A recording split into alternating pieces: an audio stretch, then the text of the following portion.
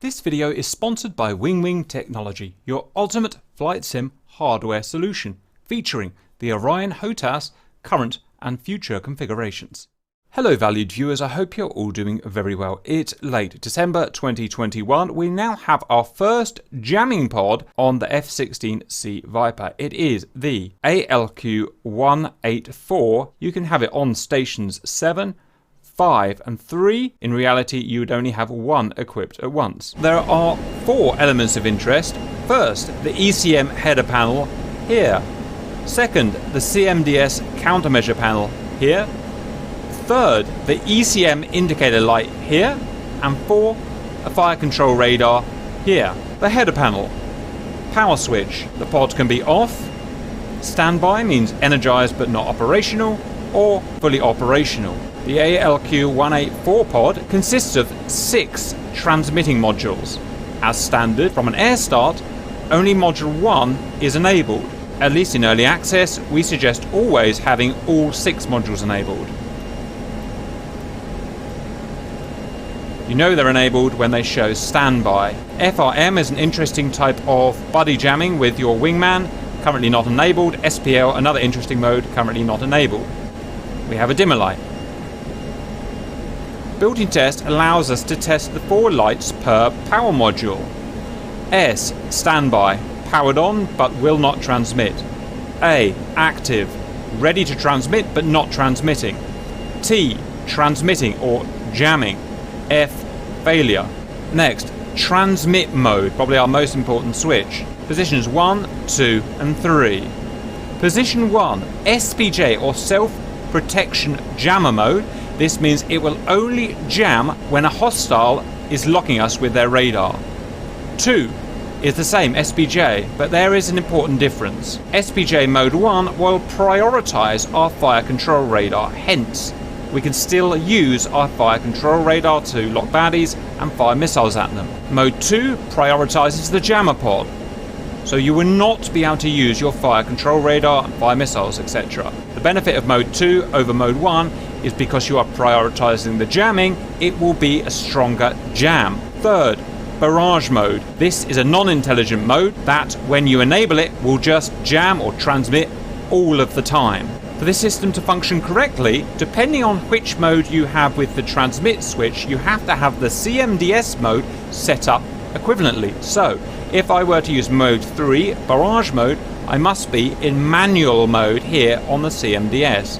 If I were to use either of the SPJ modes, mode 1 or 2, I must be either semi-automatic or automatic here.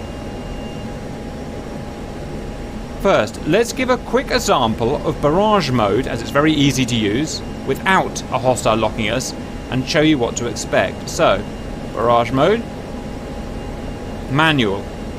All 6 transmit pods activated. There are 2 commands today, very simple. Countermeasure management switch or CMS aft in either of the modes will enable the transmitting to happen, jamming, and to reset back to standby in either of the modes, CMS right. So, barrage mode, manual, CMS aft. All these modules have changed to T, transmit, we are jamming. We also know that because we have a green ECM indicator on here. And look, the radar has stopped scanning because this mode has disabled the radar. Next, let's get a new aircraft. We'll get RC in to come and lock us with a hostile aircraft, and we'll show SPJ modes 1 and 2. Let's get the autopilot on. So let's get operational, check. We're going to go for transmit mode 1, that is SPJ mode with priority for the radar, so we can still use the radar. Transmit modules, all 6 on, please. And we need to be in semi or auto, so semi there. I am now going to enable the system to active by pressing CMS aft. In this mode, it will only transmit or jam when someone locks us up. RC, when ready, please get an STT, a single target track on us, and let's watch what happens. Done. What's happened is you can hear the beeping because he's locked us up in an STT. Automatically, because we're in auto mode, it's now transmitting or jamming, which is going to attempt to try and break his lock. We can also see that the ECM is active here. Note that our radar is still active. I can still, if I wanted to, go and lock him up and do stuff like that, fire missiles at him. Right, tell me when I break your lock, if I break your lock, RC. Just broke. Pause again. I broke his lock. That's an example of mode 1. Now I'm going to repeat the process, but I'm going to use mode 2. So I'm going to reset everything RC. So to stop jamming, I'm going to press CMS right, and we're back to standby. I'm now going to enable the system in mode 2, and I'm going to CMS ARF to make it active. RC, please lock me with an SCT, and I will jam you in mode 2. Done. Same thing, it's transmitting automatically because I'm in semi-automatic mode. Note, the radar no longer works. I can't manipulate the radar, I can't go and lock him or do anything with it. And that is the difference. Okay, RC, tell me when I've broken your lock. Still locked. Yeah.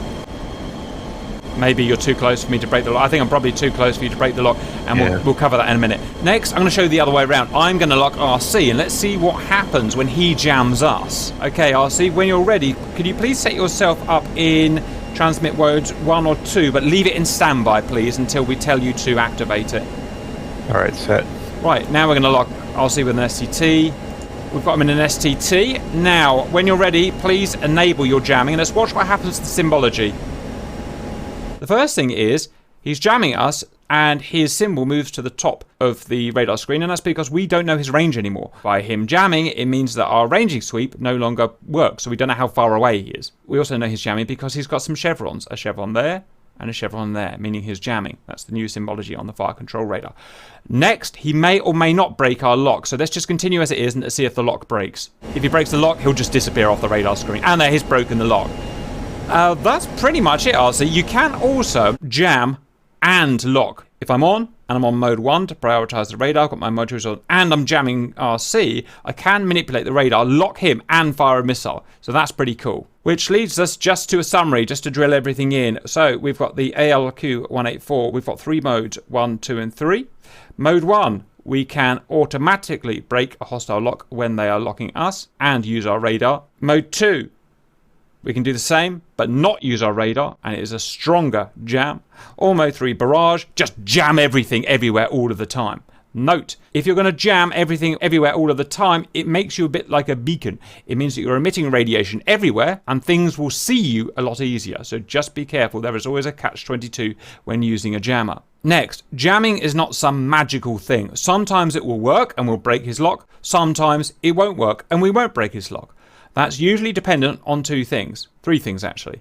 The power of my jammer, the power of RC's radar, and the distance between us. If he's got an average power radar, like his F-16, we've got an average power jammer, like our 184, that means we'll be able to jam him somewhere between about 20 and 25 miles and further away. If he's closer than that, the power of his radar starts to overwhelm the power of my jammer, and I can no longer jam him. So don't think you can go around jamming things at 5, 10 miles. That won't work. It's usually 20, 25 miles, maybe 30 miles, depending on the parameters that we set. That is the ALQ-184 in its first incarnation, late December 2021. Anything to add, RC? Nope. Hope those are useful, and see you later.